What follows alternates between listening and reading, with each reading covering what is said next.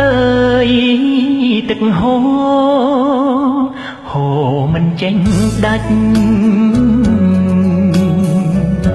ឲ្យខ្ញុំមិនភ្លេចអនុស្សាវរីយ៍ទាំងសែនតែមួយមិនដែលមានពីរទាំងសែនប៉ារីក៏មិនដូចដែរភូមិកងភូមិកង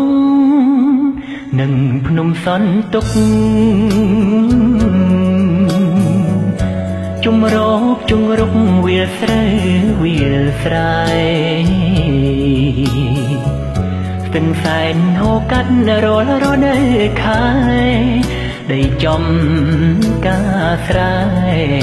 សម្បូរឥតខ្វាំងអូស្ទឹងសែនអើយស្ទឹងសែនស្រុកខ្មែរខ្ញុំយំឥតលហើយចង់ឃើញអ្នកណាស់មេឃអើយកុំយប់ឆាំភ្លឺស្រឡាំងឲ្យខ្ញុំសងផ្ទាំងនៅមាត់ស្ទឹងសែនស្ទឹងសែនប៉ារីសប្បាយមែនពិត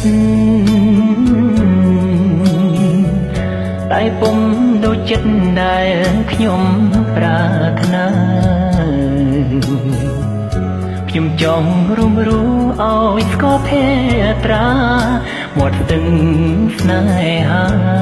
ស្ទឹងសែនខ្មែរអើយ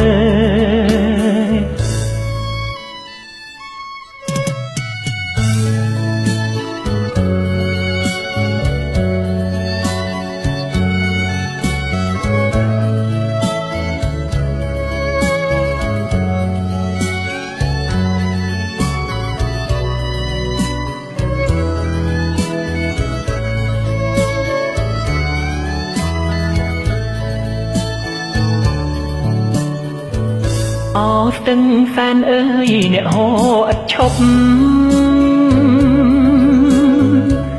ខ្ញុំយំរាល់យប់ចង់ឃើញអ្នកណាស់មេឃអើយកុំយប់ឆាប់ភ្លឺស្រឡាំងឲ្យខ្ញុំសងផ្ទះនៅមាត់ស្ទឹងសែនដល់ពេលខ្ញុំស្លាប់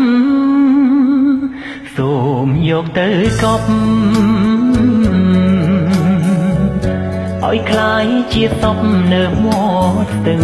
សែនទឹកដីដែលខ្ញុំស្រឡាញ់មែនតែនគឺដ